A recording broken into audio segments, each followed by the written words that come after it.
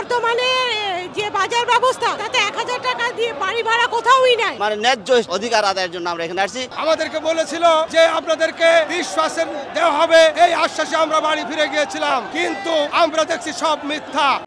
এটা পরিষ্কার সবার কাছে।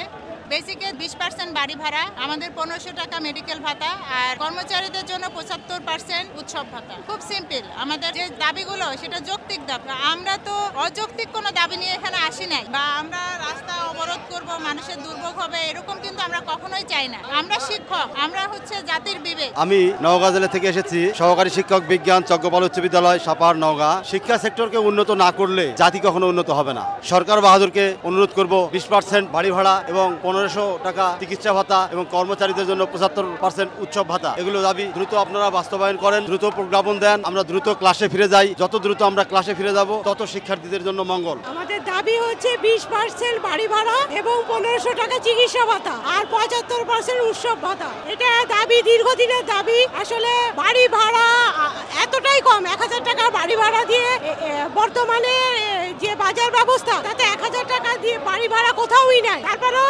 পরবর্তীতে আমরা জাতীয়করণ আশা করি। এটা আসলে আমাদের ন্যায্য দাবি। আমরা এখানে 45%ও দাবি করতেছি না, বা যে ঢাকা শহর বা রাজধানীতে 55% আমরা ওইটাও দাবি করতেছি না। আমরা 50%-এরও নিচে আমাদের দাবি। সেই দাবি পূরণ না হওয়া পর্যন্ত আসলে আমরা রাস্তা ছাড়বো না। যেহেতু আমরা শিক্ষকরা রাস্তায় চলে এসেছি, দাবি আদায় না হওয়া পর্যন্ত আমরা আমাদের রাস্তা ছাড়বো না ইনশাল্লাহ। আমাদের দাবি মেনে নেয় সরকার, তাহলে আমরা এই রাজপথ ছেড়ে দিব। আমরা প্রত্যেকের ক্লাসে ফিরে যাব।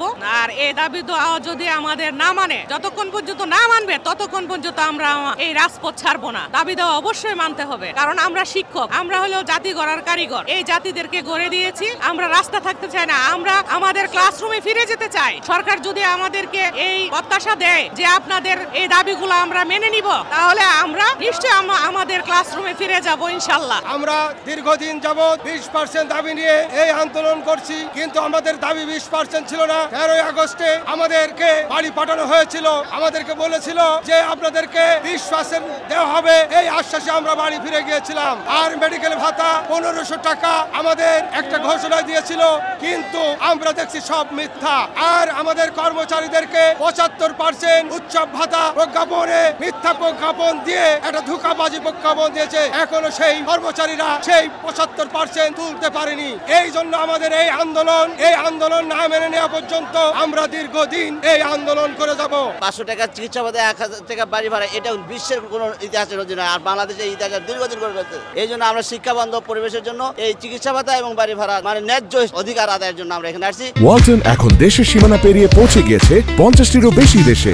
ওয়ালটন, ঘরে ঘরে বিশ্বজুড়ে।